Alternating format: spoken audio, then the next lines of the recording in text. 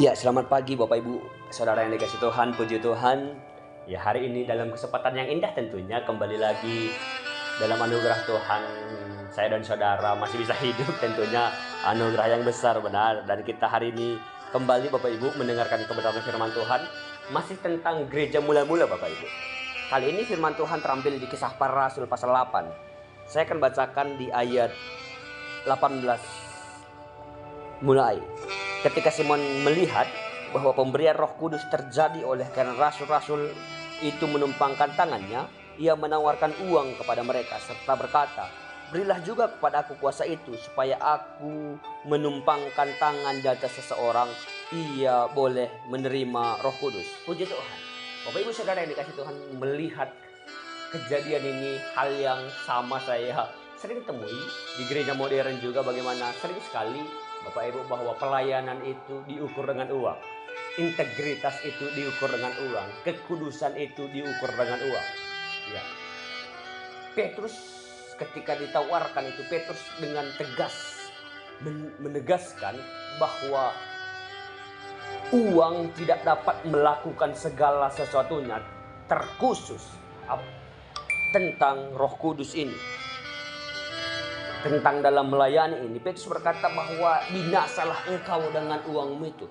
Ya, ada satu integritas yang ditegaskan dalam diri Paulus bahwa Roh Kudus itu kudus dan akan mengalir kepada orang-orang kudus. Dan dalam artian Bapak Ibu bahwa Petrus tidak tergiur dengan uang itu.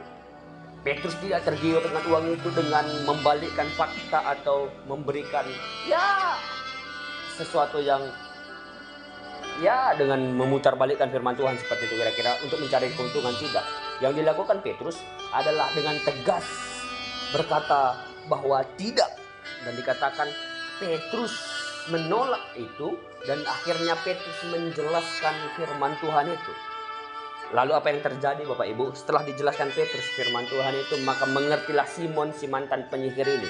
Akhirnya di ayat 24 nanti kita bagaimana Simon akhirnya berkata bahwa hendak berdoakanlah aku kalau seperti itu. Akhirnya setelah dijelaskan firman Tuhan itu, Simon akhirnya mengerti dengan benar kebenaran firman Tuhan.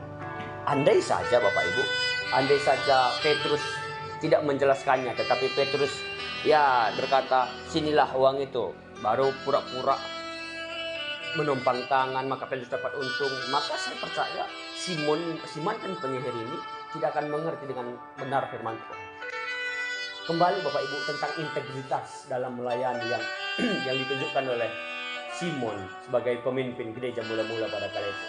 Hal yang sama Bapak Ibu yang menjadi pembelajaran bagi kita hari ini, bahwa kita sebagai pelayan-pelayan Tuhan, penilik-penilik jemaat, garda terdepan jemaat Tuhan, juga penting sekali bahwa integritas yang sama kita terapkan dalam pelayanan kita, dalam hidup kita. Artinya pelayanan kita tidak akan diukur dengan uang, apalagi integritas kita tidak dapat dibeli oleh uang, atau kekudusan kita selama ini tidak dapat dipatahkan oleh uang. Maksudnya apa Bapak Ibu? Karena banyak sekali hamba-hamba Tuhan yang hari-hari ini melakukan pelayanan-pelayanan yang salah demi uang. Contohnya banyak sekali kalau kita melihat Bapak Ibu fakta dalam satu jurnal berkata bahwa banyak orang menikahkan sekarang sesama jenis di Indonesia saja. Kenapa? Demi uang. Banyak orang menikahkan pasangan-pasangan yang tidak kudus, dalam artian belum bercerai dengan itu, tapi sudah menikahkan, atau malah mereka yang sudah bercerai secara karena banyak Bapak Ibu kita melihat menikahkan atau memberkati mereka yang sudah bercerai, atau bahkan tidak. Karena kenapa? Karena si orang itu berkata ini uang, seperti itu kira-kira. Maka pelayanan itu dibeli dengan uang, atau sebaliknya. Atau bahkan Bapak Ibu, menarik bahwa banyak sekali hamba-hamba Tuhan diatur oleh orang yang beruang. Jemaat yang beruang, jemaat yang rajin bayar perpuluhan, mengatur pendetanya, dan pendetanya sering sekali besuk kepada orang-orang yang berduit saja, tetapi yang tidak berduit tidak. Atau bahkan menyuruh pelayan-pelayannya yang berduit saja, yang kaya-kaya saja, sedangkan yang berpotensi tetapi dia tidak punya duit di nomor 2 kan. Hal ini Bapak Ibu bahwa sering sekali terjadi di gereja-gereja luar sana. Saya tidak berkata di gereja kita tentunya, dan saya berharap kita tidak mengalaminya. Karena kenapa Bapak Ibu?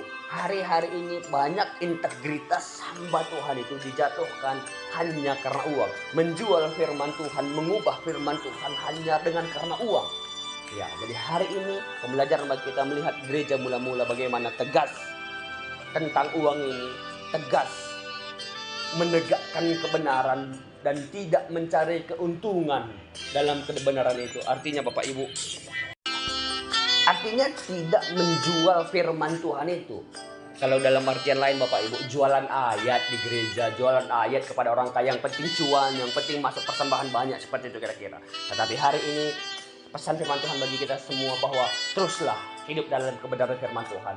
Jika ya katakan ya, jika tidak katakan tidak. Berpandangan lurus terhadap firman Tuhan, lurus saja, pandang saja Tuhan, walaupun kadang Bapak Ibu ya kita tidak mendapatkan keuntungan sebesar mereka yang melakukan curang, tetapi ingat firman Tuhan berkata, jangan iri kepada orang fasik. Teruslah hidup benar di hadapan Tuhan, hidup kudus, melayani Tuhan, tegakkan integritas, sekali melayani tetap melayani, dan sekali hidup kudus dalam pelayanan tetaplah hidup kudus. Tidak ada yang dapat memisahkan atau menjatuhkan integritas kita. Tuhan Yesus memberkati Bapak Ibu. Selamat pagi dan selamat melayani.